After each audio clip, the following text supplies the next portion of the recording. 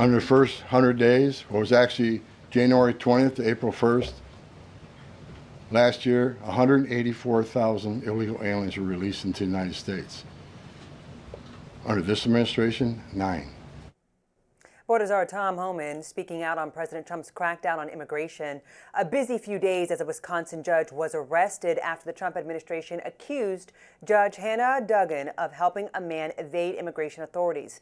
Now, another Wisconsin judge is now threatening a courtroom boycott over Duggan's arrest. Meanwhile, ICE officers deported the Cuban-born mother of a 1-year-old girl who is a U.S. citizen, splitting them up indefinitely as 3 more U.S.-born children, ages 2, 4, and 7, were also deported along with their Honduran-born mothers. That's according to their attorneys. Nearly 800 undocumented immigrants have been arrested in Florida during the first few days of what the White House is calling Operation Tidal Wave. Social media, as you can imagine, has erupted over all of this. Senator Bernie Sanders writing, "Let's be clear, Trump's arrest of Judge Duggan in Milwaukee has nothing to do with immigration. This latest attack is about one thing, unchecked power. It is time for my colleagues in the Republican Party to stand up to his growing authoritarianism." Meanwhile, other users are hitting back. Libs of TikTok said these judges are nothing but political activists. So 2 stories here. The judge story and then these deportations of these very young children taking place. Although, again, I don't like how this is being framed as they're being deported. Their mothers, who are illegal immigrants, are being deported. And instead of breaking up the families, the mothers are taking the babies with them. The babies are not being forced to leave the country. Well, let's go to the 2-year-old who is a U.S. citizen. Yes. The mother allegedly said to those at the board, to those who were taking her in during an immigration check-in. So why she was even the one plucked out of the line is to be questioned. How are we choosing which mother and which person is going to be plucked and deported? But that's a sidebar right now to what I'm about to say, which is the 2-year-old being a U.S. citizen. There's a father in the picture too, was apparently petitioning the courts. So the mother allegedly was saying, yes, I want to bring her with me. We don't know that to be true. The courts don't know that to be true because it hasn't been in court. There's a due process that needs to take place. And that's not something that I'm making up. That's the Constitution, right? Whether you are a citizen or a non-citizen, either way, the Constitution does not have a distinction over whether you should get due process. So they should be able to say, father and mother, go to court, have a hearing. Well, they can Let's hear it out. Right, they could go to court to have a hearing over who gets custody of the child, but that is immaterial to the deportation. And the deportation is not of the 2-year-old, it's of the mother. The mother opted to take the child.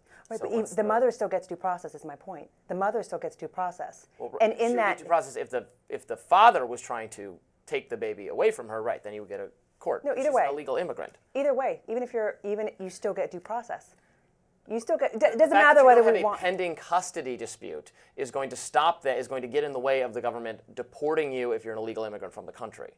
Even if you're and the way I'm hearing everyone in media say this is that a 2-year-old is being deported, even though the 2-year-old is an American citizen. The 2-year-old is not being deported. Tom Homan said that, not in that clip, but in a different clip. He said, no, we do not. He said this and I'm always relieved to hear this because I do have some questions about what the administration is doing and worries about American citizens being inadvertently deported and then them not doing anything about it. So it's edifying to me to hear Homan clarify, we do not deport American citizens. The 2-year-old is an American citizen. The 2-year-old can stay in the country, but 2-year-olds don't belong to the state. They belong to their parents, and usually the courts usually defer to the mother, as you probably well know, in disputes between men and women, mothers and fathers and kids. Usually it's the mother's interest that predominates, so the mother opted to take the baby with her. I mean, we can say that's not. We can say we don't like that outcome, or that's not an ideal outcome, but it's not the kid being deported. The problem is the speed of these crackdowns.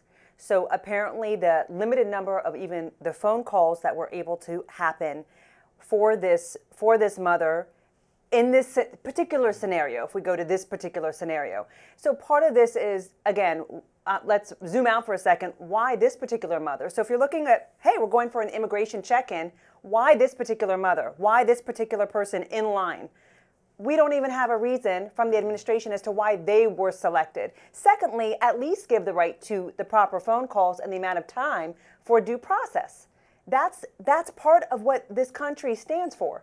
That's the Constitution. Well, the Constitution doesn't make any distinction, again, between citizens and non-citizens for the application of due process. Well, that's true, and I agree with due process. I've been saying that left and right. I'm not hearing anyone argue that the process for deporting these people was done incorrectly. I'm sure someone will dig up the information if it was incorrect, because we're being extra scrutinizing of deportation procedures, but this was an illegal immigrant. Illegal immigrants can be deported and are being deported. So let's move on to the judge story, which I think is another example of media and Democrats getting over their skis on this.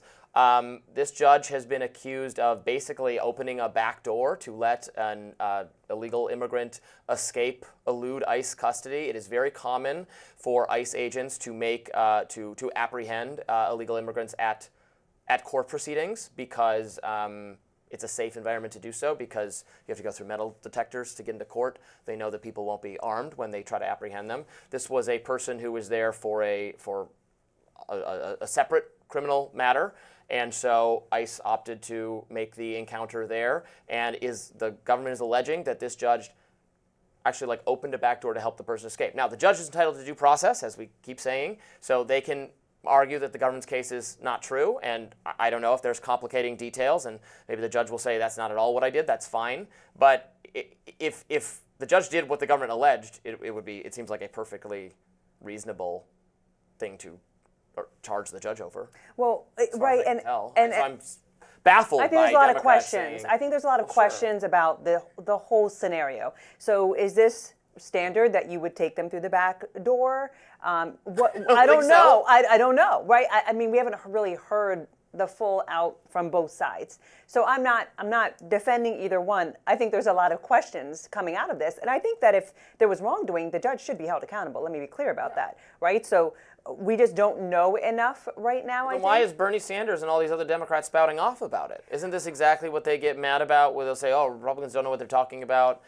Well, right. They don't know what they're talking about. I think that there's so much news coming out, and so some of this, I think the Democrats do need to pick and choose which one are we going to go to bat for, because it becomes a distraction, to your point, is what I think you're going with. So I do think that there is a distraction, because there's too many things, and maybe that's the point of what the Trump administration is trying to do. There's so many things that Democrats were not going to allow you to really get a message in, because we're throwing so many things at you. And so I do think that the Democratic Party needs to look back sometimes and just say, well, what are we going to fight? Sure. I certainly want to wait to hear the judge's defense and explanation, and the judge has the presumption of innocence. But there was a little bit of acting on Democrats. What I heard from Democrats was, well, this is a judge, and this is getting rid of the impartiality of well, just because you're a judge doesn't mean you're immune from criminal proceedings. Like, if a judge stabs somebody, they're going to get arrested. It's not, you're a judge, you can't, that's not. Having been in court cases, that's why I say I feel like I have a lot of questions. Having been in a number of courtrooms around the country for a slew of different trials, sometimes there are safety concerns. We just don't know enough. I don't know what the judge will say, nor if, well, can we trust the judge? I don't know, right? But I do think that sometimes they have a reason for doing these things that we are not privy to. And so I'm curious to hear the other side of this. Yeah. We'll see what happens. I think the government has to make its case, but the facts as stated by the government seem bad to me. But I would like to hear the judge's defense, and then I'll make a determination based on. The government is also saying this case with the 2-year-old and giving us their side only. We really have not heard equally from the mother and the father, and heard it in a way where it's what is actually happening here. We've only heard the government side. I think that's part of the problem here. All right. I know you're going to disagree with me, but that's all right. Up next, a slew of new polls appears to spell some difficulties for President Trump. We'll discuss.